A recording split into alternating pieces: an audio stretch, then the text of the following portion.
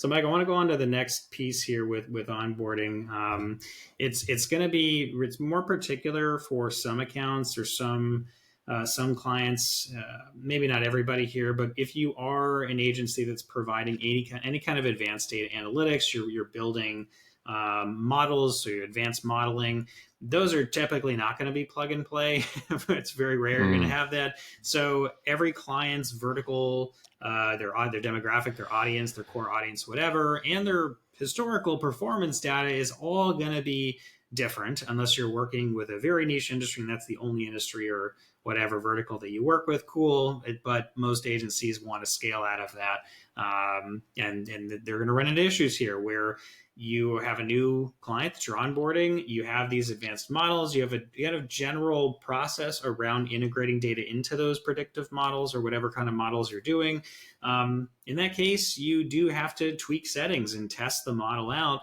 That's also going to throw kind of a wrench in the process here where you have to anticipate based on the data complexity when you get access to the data and say, look, this is actually way more complicated than we thought. I had this before, like many times, where they have this custom CRM on the surface, the reports and the data cleanliness looks okay. But once you start doing the EDA, the exploratory data analysis, you realize there's misentered data. This is very typical of data science and data analytics. Things are a mess sometimes, especially when we're talking internal reports. Let's just say maybe not all the time, but all the time minus 1%.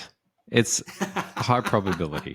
Yeah, exactly. So you can't just slap like a single, like, bam, advanced data model on every single account. That's going to get really subpar results. And that's literally the opposite of the whole point of why you're trying to build these models. They're sophisticated data models for a reason. If you're just like templating that, you need to be able to have some customization within the models. Most of it can be very well templated, but you're still going to have to tweak settings and test things and adjust things over time. It's an iterative process with these accounts. I just want to throw that in there for those accounts, or if that makes any sense to you, cool. If not, don't worry about it.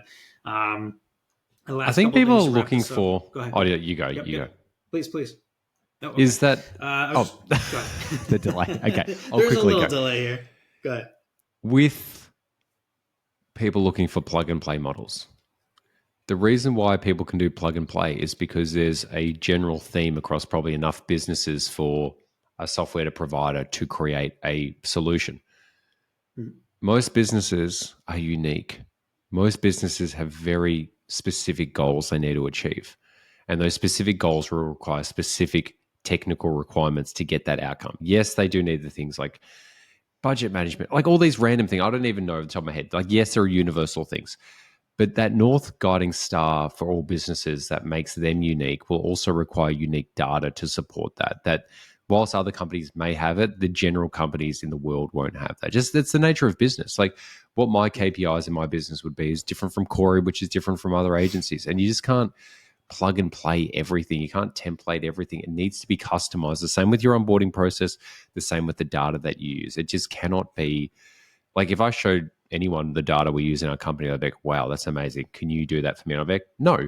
But secondly, the reason why I've been able to do that is because I knew that there was a gap. Sometimes people don't know what the gaps in their business, and they actually don't have the data or capabilities to do it either. So just a little add in there, because you're right. Like you can't just plug and play stuff, and it needs customization because it's a custom solution for a custom outcome. Yes, exactly. That you were just beating me to what I was going to say. I was literally just going to say contextual nuance, right? Every business has contextual nuance. There's going to be, I know listeners, they listen to this saying the same thing, but this is why it's so important. Seasonal changes and fluctuations. You've got business cycles that affect some businesses, not so much for others.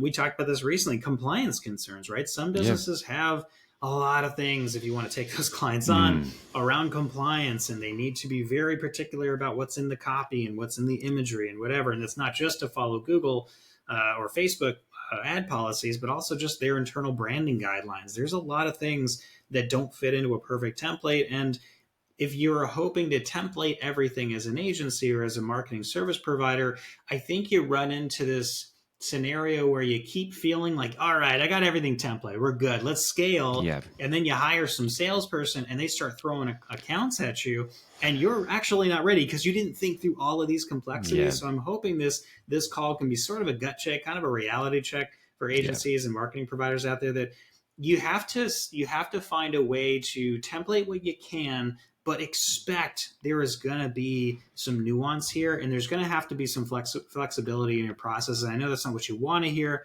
We all want the templates, the shortcuts, Yeah. whatever. But in reality, business is it's a messy thing. There's going to be different contextual nuances that have to be pre-accounted for as best as possible, but you're not always going to be able to predict and build systems for everything. And I think if you are, then there's probably some value that's being stripped from the process and what you're actually getting paid to do. So anyway, that's my rant. But and as we chatted about at the start, it's also iterate your processes live. So if you have a problem that comes up with one client, implementing your system, that's the flexibility. It's like you do the template, it's like it's a living organism that keeps going on. It's not like a set and forget and then it's like, that's it, we do it forever. It's dynamic based on the nature. And you might go after a while, look, we keep asking for this bit of information, we just don't do it anymore. Take it out.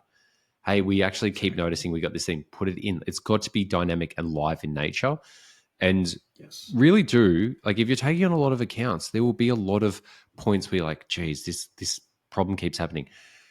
Whenever you have a pain point, put it in there. The easiest way to go about this is, what are the pain points that I'm having on the onboarding, on client management, and put that into your process.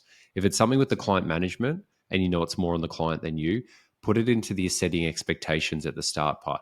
If it's part of the onboarding and you keep noticing or you're having it recently, put it in there and just make it part of the norm. And then after a while, you review it and go, hey, is this happening anymore? No, we pull it out. But these things are preventative, and it needs to be live and dynamic. Once again, it's not you just download someone else's checklist who is not running accounts. Maybe it was from 10 years ago, 5 years ago. And it's just like, do you know their cost per lead target? Do you know their budget? Do you know their locations? Man, like you could ask that in a few questions, you'd remember it up here. It's all those really nuanced things around things like access or data availability or KPI, like real KPIs and reporting on those KPIs and stakeholders. You can't just like template that stuff. It is really, well, you can template it, but it requires custom templating. Because I like at the end of the day, better. because it's there's their business which is like unique, and then there's your business which is unique. You're just not another agency. It's like I'll take another agency's one and then just in generic client it laps over. You got two custom companies coming together. You're trying to find that middle ground where you can just start the onboarding process really just streamlined, which you can. It's if you take the time and willingness to self-reflect, identify the pain points, identify what you need, and then holding the standard and setting that expectation that you'll get that at a certain quality at a certain time from